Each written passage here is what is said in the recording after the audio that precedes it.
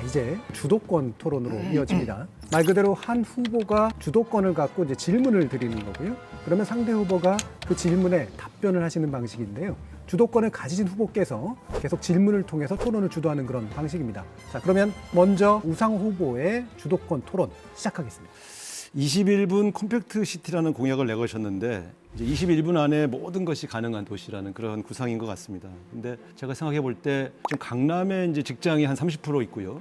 종로와 중구에 한 20% 정도 이렇게 직장이 있습니다. 그러니까 강북 쪽에 사는 사람들은 이제 출퇴근을 계속 하고 있죠. 이렇게 21분 안에 가능하게 하려면 직장을 옮겨주든가 집을 직장 주변으로 옮겨줘야 되는데 이것이 가능하겠습니까? 실질적으로 강남이나 강북에 일자리를 갖고 있는 회사들이 지금 다른 곳으로 이사 가고 싶어 하는 회사들이 너무나 많이 있습니다. 임대료 값이 너무 비싸기 때문에. 그래서 이러한 이사 가고 싶은 회사들을 중심으로 해서 서울을 21개의 그 특징이 있는 일자리로 분산을 시켜서 21분 도시를 만들겠다. 이런 구상입니다.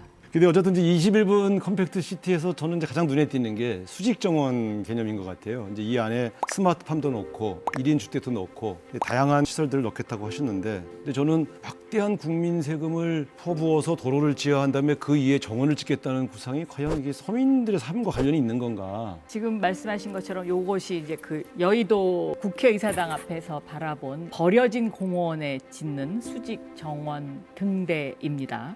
이 정원은 꼭 지하화를 하지 않아도 이렇게 정원을 만들 수 있는 사이즈의 공원입니다. 여기에 이제 이 건물이 들어서게 되면 1층과 2층 정도에는 공공시설이 들어가게 되고요. 3층 이상부터는 1인 가구 혹은 2인 가구의 주거와 그다음에 스마트팜을 집어넣어서 도시농부의 삶을 함께 하겠다는 것인데요. 그럼 여기에 어떤 분들이 과연 살 수 있을까? 여기에 바로 무주택자, 필수 노동자, 청년, 신혼부부들한테 우선권을 주고요. 근데 저는 아무리 봐도 여의도는 저런 수직 정원을 만드는 것보단 세계적인 금융 허브로 육성하는 그런 정책이 훨씬 더 어울리는 도시가 아닐까 이런 생각이 들었고요.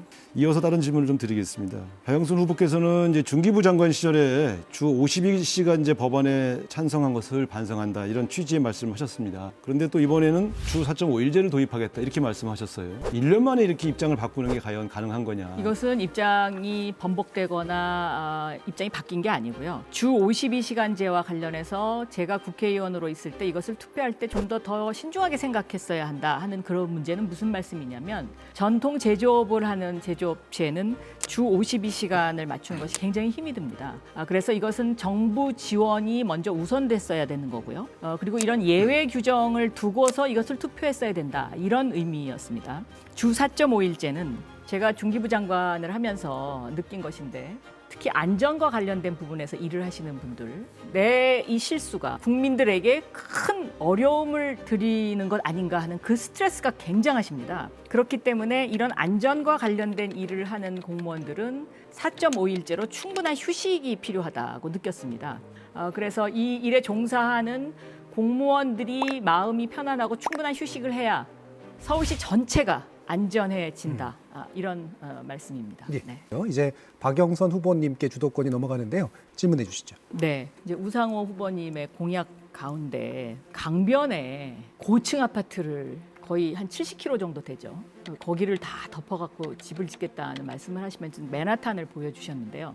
저는 이 공약이 상상하면 약간 좀 질식할 것 같은 서울 이런 느낌이 듭니다. 그래서 거기에 대한 설명을 좀 부탁드리겠습니다. 그러니까 전체 70km에 다 짓겠다 이런 것이 아니고요. 그 중에서 제가 따져보니까 조망권을 해치지 않고 지을 수 있는 데가 한 15km에서 20km 정도 나오더라고요. 그리고 또 높이도 한 6, 7층 정도의 타운하우스 형태로 짓는 곳이 있고요.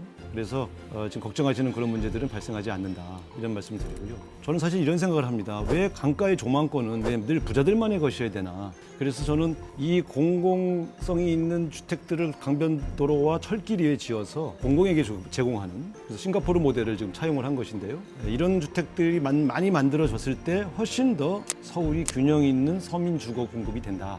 이렇게 저는 확신하고 있습니다. 예, 그런데 저는 이 서민 주거 공급을 위해서 강변을 그렇게 전부 고층 아파트로 짓는 것에 대해서는 오히려 서울 시민 모두가 조망할 수 있는 공공 조망권을 확보할 수 있게 하는 게 더 좋다. 이런 말씀을 드리고요. 또 하나는 이 철로 위에 짓는 아파트.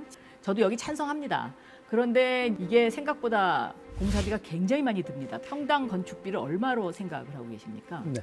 먼저 말씀드리면요. 이 강변도로 위에 주택을 지면 주택만 짓는 게 아니에요. 한 6, 7층짜리 건물을 진다 치면 1층은 식당, 레스토랑, 카페 이런 것들이 들었습니다.